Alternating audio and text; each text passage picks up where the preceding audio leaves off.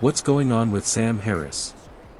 I haven't been keeping up with his activities for the past few years, but I am getting many YouTube video recommendations about him and all the comments saying he was wrong about something.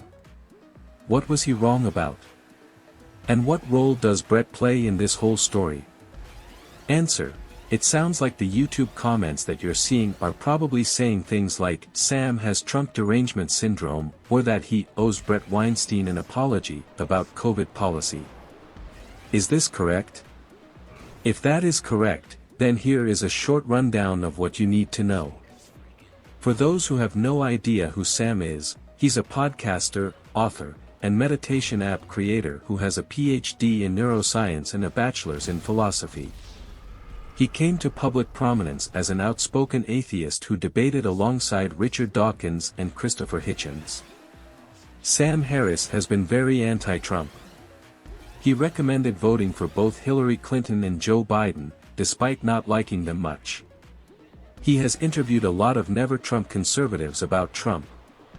Sam Harris was pro-vaccine, pro-mask, pro-lockdown from the beginning of the epidemic. Some of his interviews at that time were with physician and sociologist Nicholas Christakis, episodes 100, 156, 190, 222, 270, physician and biologist Siddhartha Mukherjee, episode 77, 98, 214, and cardiologist Eric Topol, 256, 162. Evolutionary biologist Brett Weinstein, who used to be friends with Sam Harris, had a different position about COVID.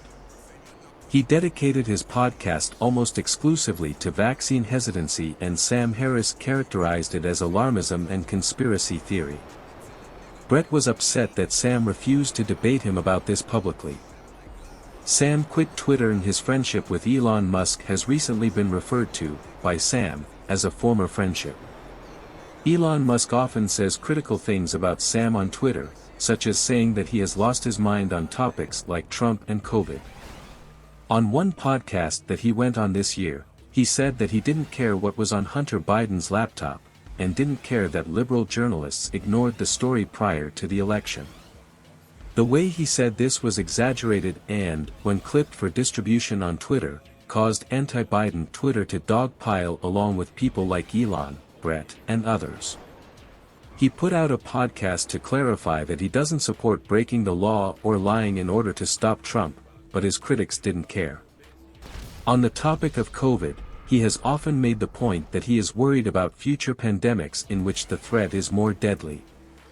He made the point that most people would accept vaccines, lockdowns, masks, and much more, including forced vaccination, if the danger were much, much greater. Many anti-vaccine/anti-lockdown/anti-mask activists got mad about this.